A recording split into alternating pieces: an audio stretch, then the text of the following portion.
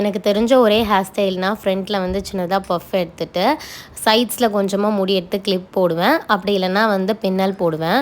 எனக்கு என்னமோ பின்னல் போடுறப்ப தான் முடி கொட்டுறது கம்மியாக இருக்க மாதிரி ஒரு ஃபீல். பட் அது உண்மையாக இல்லையான்லாம் எனக்கு தெரியல. தலை வாரிட்டு டீ போடலான்னு சொல்லிட்டு வந்திருந்தேன் கிச்சனுக்கு. அப்போ ஸ்டவ் வந்து ரொம்ப மோசமாக இருந்துச்சு. 2 டேஸாகவே க்ளீன் பண்ணல. ஏன்னா கையில் வந்து லைட்டாக கிழிச்சிடுச்சு. ஸோ அதனால் எந்த க்ளீனிங் ஒர்க்குமே பண்ணலை. மேரேஜ் முன்னாடிலாம் சமைச்சு முடிச்சுட்டு ஸ்டவ் வந்து நீட் பண்ணாமல் அப்படியே வந்துடுவேன். அதுக்கு அம்மா கிட்ட நல்லா திட்டு வாங்குவேன். பட் இப்போல்லாம் எனக்கே வந்து ஸ்டவ் நீட்டாக இல்லைன்னா நெக்ஸ்ட் வேலை சமைக்கவே பிடிக்க மாட்டேங்குது. ஸோ அதனால் சமைச்சு முடிச்சுட்டு எப்பயுமே கையோடு க்ளீன் பண்ணிவிடுவேன். எப்பயாச்சும் முடியலனா மட்டும் அப்படியே விட்டுருவேன். ரொம்ப நாள் ஆச்சு ஏலக்காய் டீ குடிச்சு. ஸோ அதனால் வந்து அன்றைக்கி ஏலக்காய் டீ தான் போட்டிருந்தேன்.